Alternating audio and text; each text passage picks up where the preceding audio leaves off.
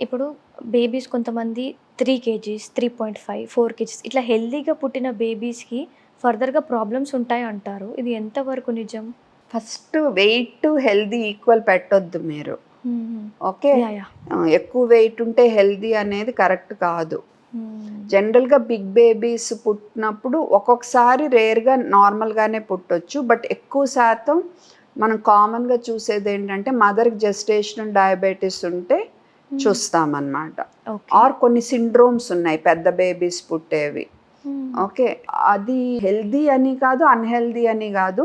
ఇప్పుడు gestational diabetes ఉన్నప్పుడు పుట్టిన బేబీస్‌కి గ్లూకోజ్ డౌన్ అవ్వచ్చు కాబట్టి జాగ్రత్తగా మానిటర్ చేసుకోవాలి మనం.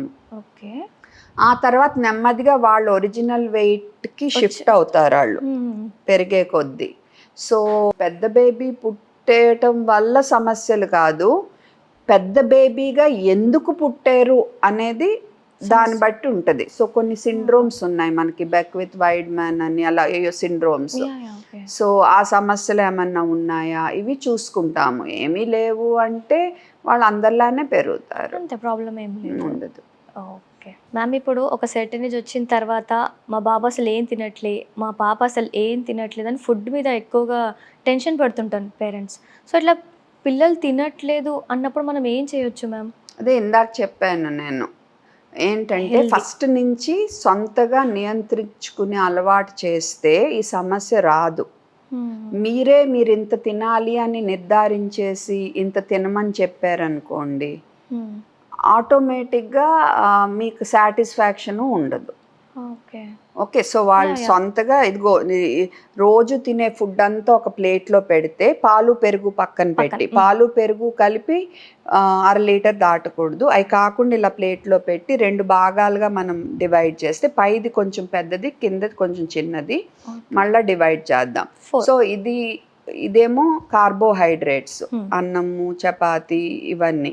ఇది కూరగాయలు. ఓకే. ఇది పండ్లు, ఇది ప్రోటీన్ రిచ్ ఫుడ్స్. అంటే పప్పు, పప్పు. నట్సు, హ్మ్. చిక్కుళ్ళు, గుడ్డు, మాంసం లైక్ ఇలాంటి నాన్ వెజ్. చేపలు యాహ్! ఓకే. అయన్నీ. హ్మ్. ఓకే.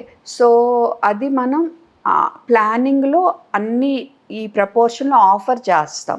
హ్మ్. ఎంత తింటారో పిల్లలిష్టం. వాళ్ళు తినే హ్మ్. దాంతో వాళ్ళు సరిగ్గా ఎదుగుతుంటే, గ్రోత్ యాహ్! బాగుంటే, హెల్తీగా ఉంటే, మనము ఇంక ఫోర్స్. వదిలేయాలి. యాహ్! ఓకే. ఆళ్ళ పొట్టంతే అనుకుని. హ్మ్. అండ్ ఇనుము సమృద్ధిగా ఉన్న ఆహారం బాగా ఇవ్వాలి. హ్మ్. ఇనుము సమృద్ధిగా ఉన్న ఆహారం బాగా ఇవ్వాలి. ఓకే. తర్వాత వాళ్ళు సరిగ్గా తినట్లేదు అంటే, టెన్షన్ పడిపోయి కుక్కేసి, కొట్టేసి ఇలాంటి పనులు చేయకూడదు. బలవంతంగా. హ్మ్. డాక్టర్‌ని కలిసి ఎందుకు తింటలేదో చూసుకుని, ఆ సమస్యని అండర్‌లయింగ్ ఏం కారణం వల్ల వాళ్ళు తింటల్లేదో దాన్ని మనం పరిష్కరిస్తే హ్మ్. ఆటోమేటిక్‌గా వాళ్ళు సరిగ్గా తింటారు. ఇట్లా ఫోర్స్డ్‌గా మనం అంత బలవంతంగా లేదు. పెట్టాల్సిన అస్సలు అవసరం లేదు. పెట్టకూడదు.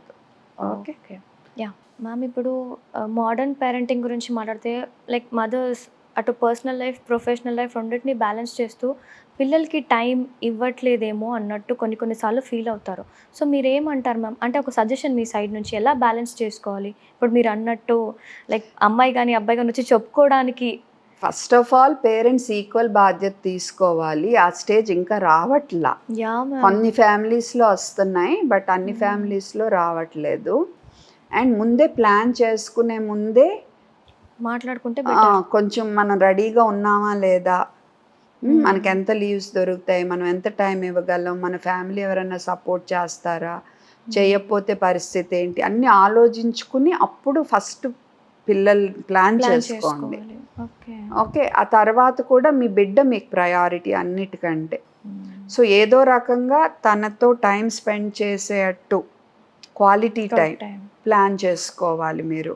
హ్మ్. అండ్ ఇద్దరు బాధ్యతలు సమానంగా తీసుకుంటే బావుంటది. ఇద్దరు ఉద్యోగస్తులైతే. హ్మ్. ఎందుకంటే మీ బిడ్డ మీకు ప్రయారిటీ. అంతే మీకు కదా! ఫైనాన్షియల్ ప్రెషర్ ఏం లేపోతే కొన్ని రోజులు బ్రేక్ తీసుకునైనా మీరు ఉండండి బిడ్డని పిల్లలతో. చూసుకోండి తప్ప ఫైనాన్షియల్ ప్రెషర్ ఉంది అనుకుంటే కొంచెం కొంచెం ప్లాన్డ్‌గా ఎళ్ళాలి మరి. హుహుహు. అది ఒక్కొక్కళ్ళ దాన్ని బట్టి వాళ్ళు ప్లాన్ ప్లాన్ చేసుకోవాలి. చేసుకోవాలి. మ్యామ్ ఇప్పుడు క్వాలిటీ ఆఫ్ టైమ్ అని చెప్పారు కదా! అంటే ఇప్పుడు కొంతమంది పేరెంట్స్ ఎట్లా అంటే పిల్లల్ని నాన్నకేదైనా చెప్పాలంటే భయం. అమ్మకి ఏదైనా చెప్పాలంటే ఆ భయం ఒక స్ట్రిక్ట్ అలా పెంచుతున్నారు కదా! ఇది ఎక్కడి వరకు దారి తీస్తది మ్యామ్? ఆ భయం అంత స్ట్రిక్ట్‌గా ఉండడం. అతి స్ట్రిక్టు పెంచకూడదు, అతి గారాబంగాను పెంచకూడదు. హ్మ్. సో, ఆ బిడ్డ ఏ ప్రాబ్లమ్ ఉన్నా వ్యక్తపరుచుకునే విధంగా ఉండాలి పేరెంట్స్‌తో. ఆ ఫ్రీడమ్ ఉండాలి. హ్మ్. ఆ రకంగా పెంచుకోవాలి. అదే కానీ ఒక రకమైన డిసిప్లిన్, బౌండరీస్ ఉండాలి. హ్మ్. అంటే విపరీతమైన గారం, ఇంకేమడిగితే అది ఇచ్చేయటం ఇచ్చేస్తున్నారు. అలాగా ఉండకూడదు. హ్మ్. సో, ఒక మంచి వ్యక్తిగా కొన్ని రూల్స్ ఫాలో అవ్వటం. హ్మ్. తనకు ఆ రూల్ కరెక్ట్ కాదు అనిపిస్తే పేరెంట్స్‌కి చెప్పగలిగే ఫ్రీడమ్ ఉండటం. హ్మ్. ఆ రకంగా మనం పిల్లల్ని పెంచితే పెద్దయ్యాక కూడా వాళ్ళ వ్యక్తిత్వం మంచిగా ఉండి హ్యాపీగా ఉంటారు. హ్యాపీగా ఉంటారు. అతి గారాబం చేసినాళ్ళు హ్యాపీ ఉండరు. ఎందుకంటే వాళ్ళకి ప్రతిదీ అడగగానే అందేయటం వచ్చేస్తది. అలవాటయిపోద్ది. సో, అది అందని రోజు వాళ్ళు చాలా డిప్రెషన్‌లోకెళ్ళిపోతారు. ఓకే. అతి స్ట్రిక్ట్‌గా పెంచారనుకో వాళ్ళు కూడా సమాజం మీద ఒక కోపంతో పెరుగుతారు. హ్మ్. వాళ్ళ ఓకే. పిల్లల్ని అలాగే ట్రీట్ చేయొచ్చు. చెప్పలేము. ఆ! ఓకే. సో, కొన్ని రూల్స్ ఒబే చేయాలి. బట్ పిల్లలు మెయిన్ వాళ్ళు చెప్పేది మనం విని, వాళ్ళని ఒక అడల్ట్‌లానే యాహ్! హ్మ్. హ్మ్. ట్రీట్ చేయగలగాలి. మనం సమానంగా ట్రీట్ చేయాలి. నేను చెప్పిందే నువ్వు చేయాలన్నట్టు పెంచకూడదు. ఓకే. అంత స్ట్రిక్ట్‌గా ఉండడం గూడా కరెక్ట్ కాదు. ఆ! అతి స్ట్రిక్ట్ ఉండకూడదు. అతి గారము ఉండకూడదు. మ్యామ్ ఇప్పుడు అతి గారాబం గురించి వచ్చింది. అలా ఓవర్‌గా ప్యాంపర్ చేసి పిల్లలు ఏదైనా బ్యాడ్‌గా మాట్లాడినా, పేరెంట్స్‌తో రెక్లెస్‌గా మాట్లాడినా గానీ, పేరెంట్స్ ఎందుకో చిన్నోడు గదా! ఇప్పుడు చెప్తే ఏం అర్థమవుతది అన్నట్టు అట్లా వదిలేస్తారు. చెప్పాలి.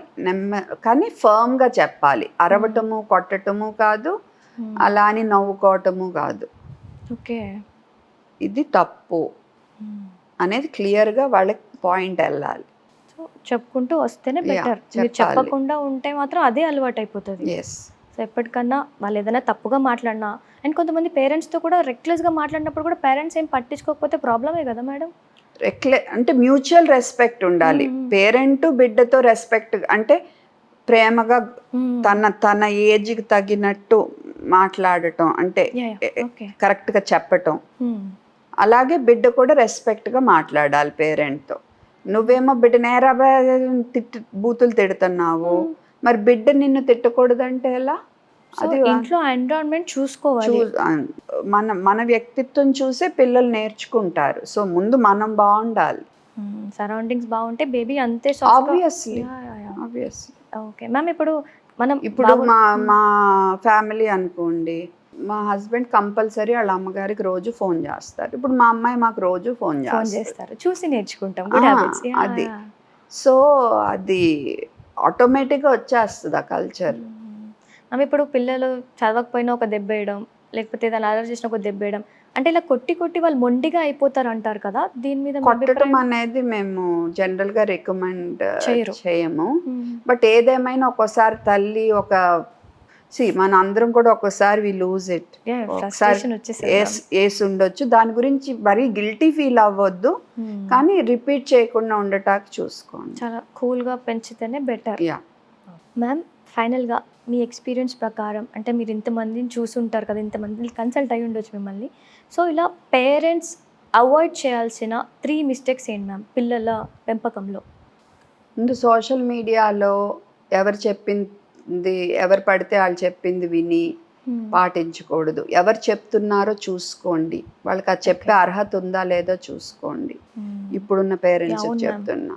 2 ఇంట్లో వాతావరణం ప్రశాంతంగా ఉండేట్టు చూసుకోండి. ప్రతిదానికి అత్తామామలతో గొడవ పడటం, అమ్మానాన్నలతో గొడవ పడటం, హ్మ్. గ్రాండ్ పేరెంట్స్ కూడా ప్రతిదానికి కోడలు, అల్లుడితో గొడవ పడటం, ఇలా హ్మ్. లేకుండా బిడ్డకి ప్రశాంతంగా వాతావరణం ఉండేట్టు చూసుకోవాలి. ఆ బిడ్డ నా కంట్రోలు అన్నట్టు చూసుకోవద్దు. ఆ బిడ్డ ఓకే. మంచిగా పెరగటం కోసం మనం ఏం మనం ఏం చేయగలం చేస్తాం? అన్నది హ్మ్. అదొకటి చూసుకోవాలి.